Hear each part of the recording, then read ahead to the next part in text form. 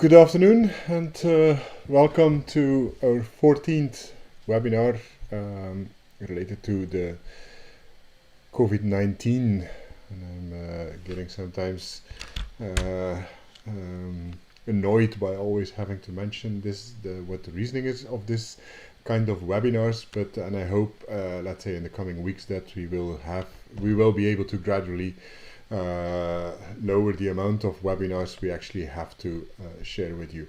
So anyway, I think, or we think at least, that it's still important to update you on recent developments, because in the coming weeks there are a number of quite important deadlines for the program related to theses, related to professional practice, but also related to the upcoming new semester and next academic year.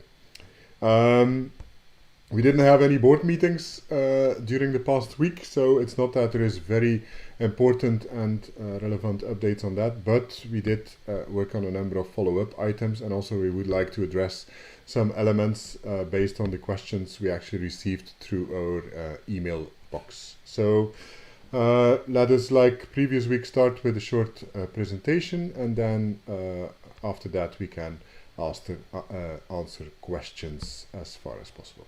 Yeah, good. So on the agenda today, something on the formal change procedure, then some updates on the thesis, and also some elements related to the professional practice. Now, as I mentioned last week during the webinar, there was a decision by the board that we should install a procedure so you can actually submit a formal requests. So formal requests with the idea that so we can follow up in a much easier way, and also formal way, changes to a student's individual program. Yeah. What are we talking about? These are changes, for example, formal changes of thesis topics, formal changes in mobilities, and also changes related to taking a break in the program. Yeah. So how will this work, and so we installed a procedure for that, so that you can submit now a formal request through a form which is available on the website, on the student section, for example. And what you can do there is you can describe the change that you would like to get. You can update the motivation, and you can also upload supporting documents. Yeah.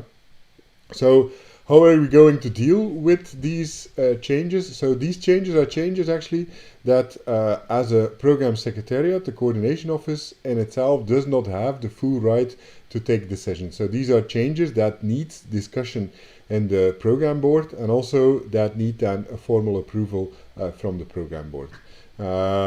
So the point is that this form is now available, and normally the rule will be that in case you want to submit a change, and that system will also go on for next academic year, is that you have actually to make sure that you have formulated your change request like 5 days beforehand. You will receive an email confirmation of that with a PDF of what you have submitted, and then during the next board meeting, actually we plan to actually discuss all the requested changes, and to formulate then as a program board also an advice on these changes. Yeah. The next upcoming ones, the important ones, are changes into mobilities, also proposing the program. So there the idea is that in case you finally want to formally pose your program, yeah, now we asked you already to give an indication, so we have more or less an idea, and also we have the information that was gathered by the student representative, by Lise. Yeah. So once we get to the formal thing there, yeah, this will be the way actually to do a formal request for a break into your study program. We are aware for breaking the study program, and that's just a repetition of what I said last week, for example, also changing mobilities, that you await maybe, okay, what is the situation for next year, what is the number of options available. Well, this afternoon we have a meeting with the selection committee of our program, yeah, and so this afternoon we will have a final outcome on, okay, who is accepted to the program and what kind of places, mobilities will they take up. And on the basis of that, we will then provide you early next week with an update, okay, what are the potential available options that are still open. Now, related to changing mobilities, there as well, if related to the COVID-19 situation and related to, for example, an impossibility to travel to one of the locations that you are currently selected for, the idea is that you also then submit your requests through this form, But keep in mind, if you formulate a request there, and if it's accepted, you will also have to follow this change. So it's not like let's do just a request for something, and then later on I see what I do with it. Second element, you see also that changing thesis topics is there, and that's mainly for the first year students as well. Because you're now going to submit a thesis topic, as requested. But in a later, and that thesis topic will be approved or not approved. In a later stage, it may happen again due to the COVID-19 situation that you're not able to travel to a certain location and to execute the thesis topic. Then this form will allow you also to make a potential change to the earlier approved thesis topic. Good. Next thing, some updates, repetitions as well, regarding professional practice. So we get lots of questions, of things that are already discussed in these webinars. So tell your colleagues as well, not mostly the ones that are present in the webinars know what we're discussing here, but also tell your colleagues to really watch these webinars and to read what is on the website and to read the guidelines, and the key dates, So we get some questions, on the Google sites regarding the exhibition. So they will be publicly available, just like a normal exhibition. So the students that are now in the second year can witness from last year that these exhibitions, that it's not only for students, but that there were also staff members from local staff members that actually visited 2 years ago, the same. So these exhibitions are public events. So we don't make a change in that. So means also, if you make your Google sites, we got some things, things cannot be public, because, that you have to be aware that you present only things that can be shown in a public way, So make sure that you show what you show, for example, can also be shown. As discussed earlier, next week we're going to publish a schedule on, who will be so-called virtually presenting on the first day and who will be virtual presenting during the next day, with also time slots, in which you're supposed to be online, for example, to answer questions. Of course, we will keep in mind that you are in a specific time zone, potentially based on the whereabouts that you should update on a regular basis, and so that's the idea behind that. I just want to repeat again the key dates. They have been earlier communicated, much earlier. So what I mentioned here is on the Google Calendar, is on the key dates page, and is also on previous webinars. So the thesis proposal, 1st of July 2020. Professional practice report, 26th of June 2020. The professional practice website, should be shared, and there was some confusion about that one. Should be shared, so we should have the public link there. We will inform you by email on how to do this, by the 26th of June as well. But you can still make changes, until the 1st of July. So just before the day before you can still make changes. So by the 1st of July, you're not allowed to make any changes anymore to your public site. But over the weekend, for example, you can still do. Why do we ask? So we just want the link. We will see that you potentially may still make changes, for example, but we want the link just to prepare the pages, through which the exhibitions will be accessed. For the exhibition, as well, I want to, because people ask more guidelines, more, what should be in, what should not be in, how should that look like, etc., etc. I just want to go back to the professional practice guidelines. So what is written on the exhibition. Yeah? And we're not planning to change this simply because also last year and the year before, yeah, this was the information that people got, yeah, and we want to stimulate people to be creative. Yeah, the more guidelines you give, yeah, the more you end up in a fixed format and everybody doing exactly the same. And that's now what we actually want to avoid with this exhibition. So via a poster or alternative exhibition, videos, photos, albums, games, etc. that was already in last year. So this is nothing changed. Yeah, the students will show the experiences that they gained during the practice. Yeah, all creative ideas are welcome. Just keep in mind that the exhibition is individual and each student must present one exhibition item, and there is no exceptions on that. Voila. That's it. And so the reflective portfolio counts for 25% of the total grade.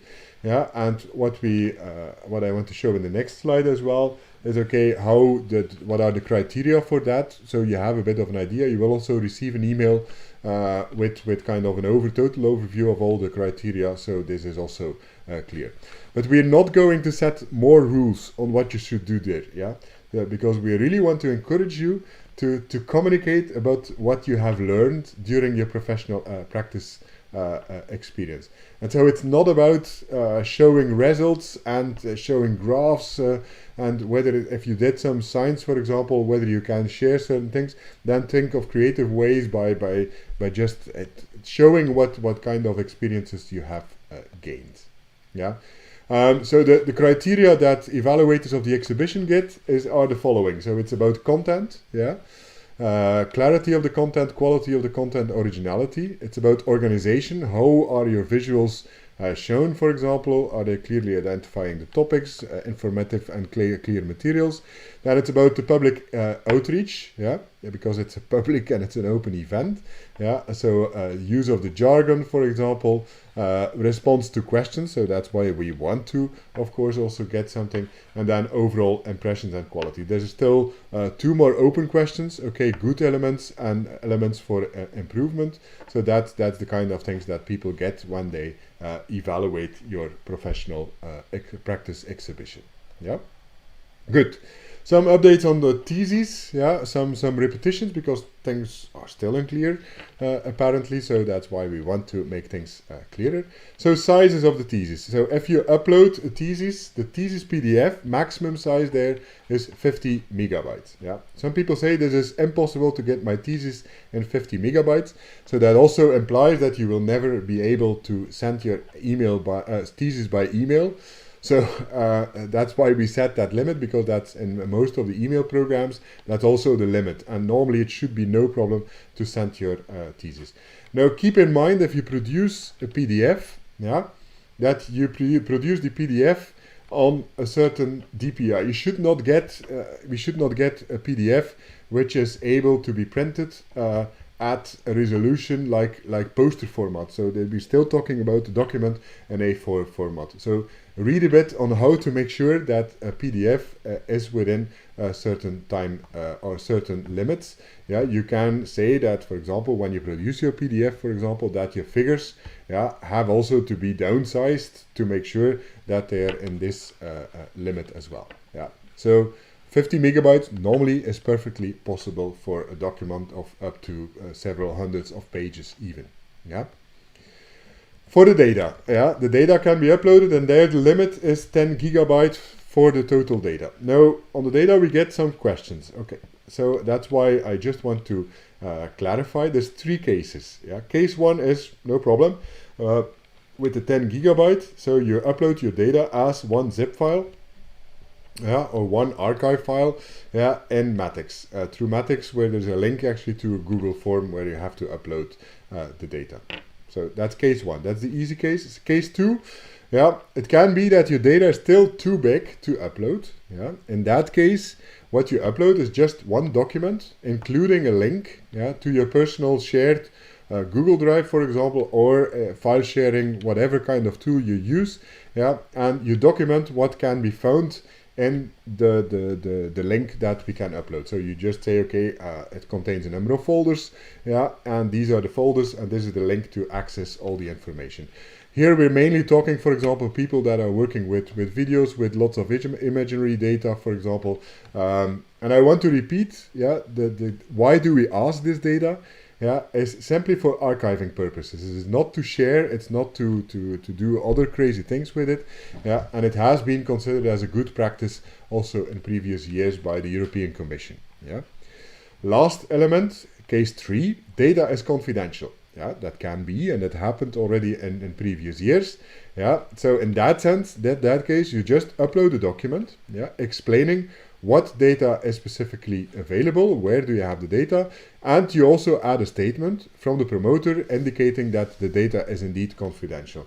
I'm referring now to the online course you followed during the 3rd semester, where there is also a section on data ownership and data policies. Yeah, I think from there you should have learned that you as a student do not have, I'm sorry to say so, do not have any ownership rights on data. So that's why we also ask here, yeah, in case data is confidential, this should be backed up, of course, by a statement from the promoter.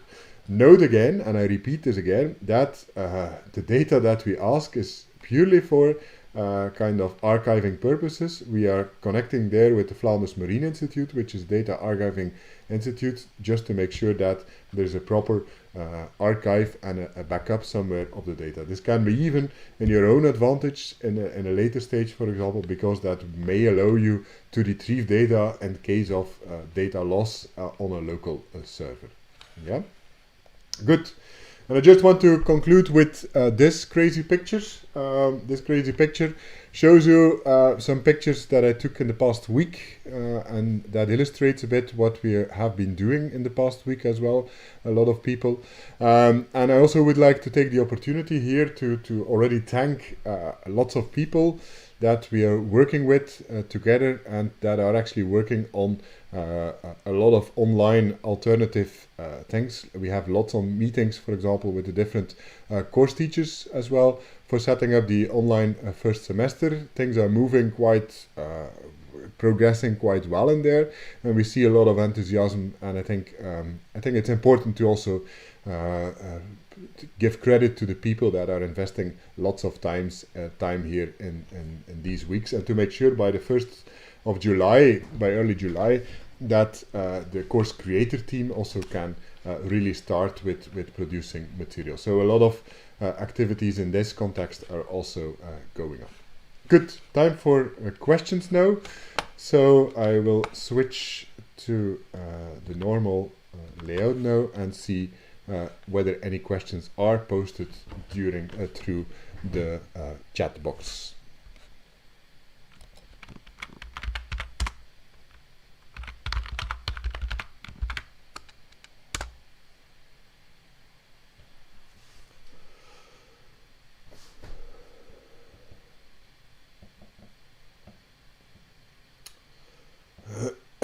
Just to let you know, for example, if you want already to submit your thesis, in theory this should be possible already through Matix. So everything in Matix has been updated and is ready for submissions.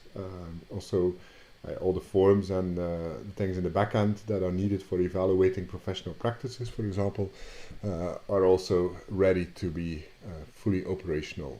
Yeah.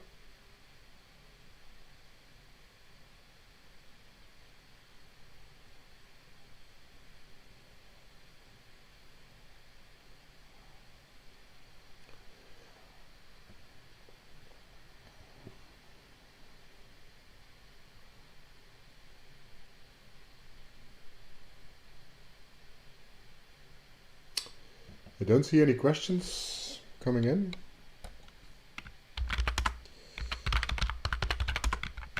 Sorry.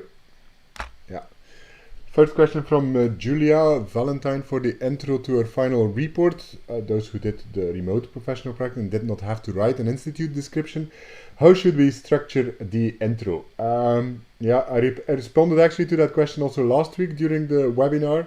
Yeah, in the sense that I said, okay, you can still describe actually what the goals and what the overall activities were in your professional practice, yeah, and you can also still give a short description or a brief description at least of the context in which you did this professional practice. So meaning, okay, at which institution did you do that, and did this was this framed in a specific project, for example, or how does that link to the institution, yeah. Note that also the evaluators will be aware on the fact that you did a remote professional practice, so they will know, for example, that you were not physically right there. Yeah.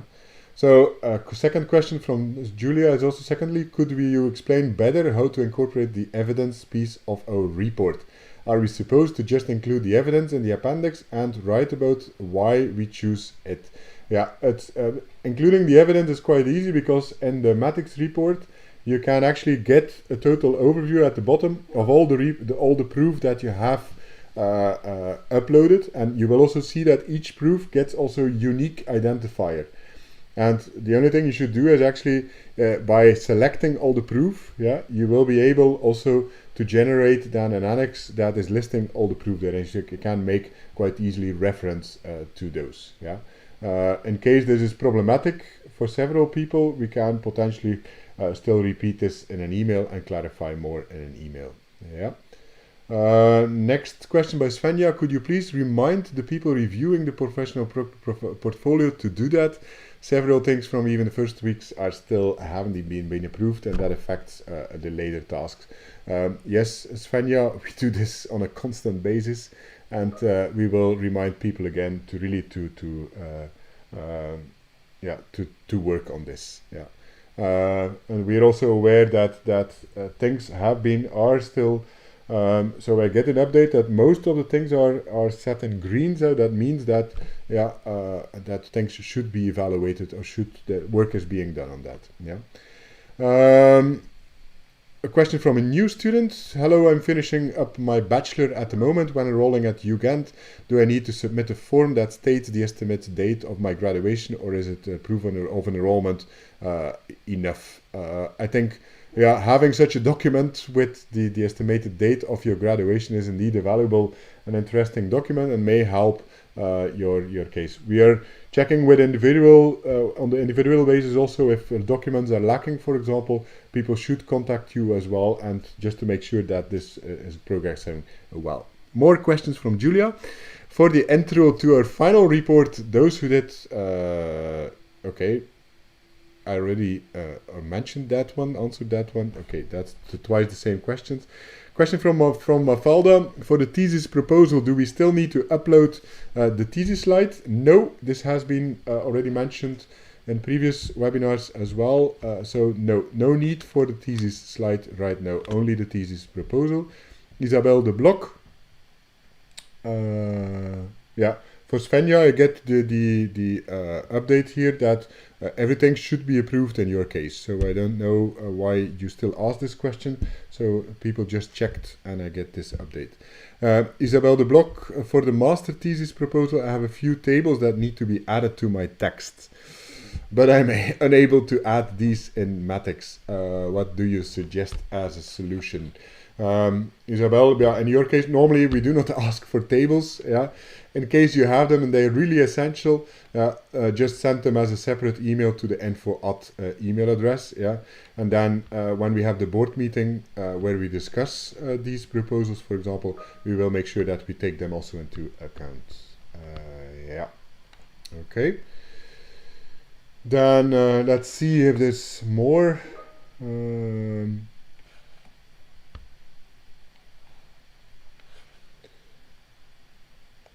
Let's see more things here. Yeah, the evidence, Svenja, maybe in case you're talking about evidence, for example, that you are uploading for certain things, it's not that all the evidences are individually checked, yeah, but we do this on a regular basis. We go through the whole list, so you don't have to be. Normally, it's not that evidence that you upload that we reject those. So just we check in case you're uploading evidence that it's totally out of context. pictures of parties or completely irrelevant pictures, of course, those will be not accepted. But normally the evidence that you upload, we normally, let's say 99% of them is approved. More questions?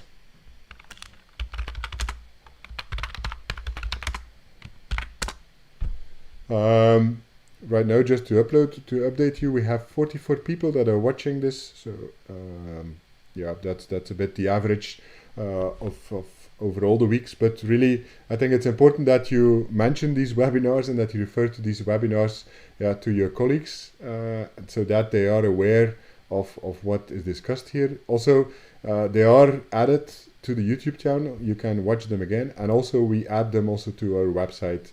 Where you can get also a brief overview immediately of the things that we discussed in there. I don't see more questions coming in, so I think we can conclude this webinar hereby.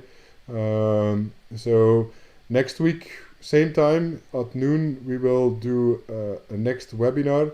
So if there's burning questions that we see also coming in through the email box, for example, we will also update on that. Next week, for sure, we will be able to give more input on the schedules for thesis presentation and also and the professional practice. So because next week we have decisions on that, and we will also be able to give a final update then on the mobilities and the new students that will start the academic year, next academic year. Good. Thank you for watching. Thank you for being present. Stay safe and enjoy your work now. For those that are submitting theses, that are preparing their final reports for the professional practices, really I wish you a lot of good luck for the final steps in all these things. And I hope you also enjoy, it's strange to say, but that you also enjoy these final steps in it. So have a nice day and see you later. Let's see from Claudia, still things coming in that I maybe can answer here.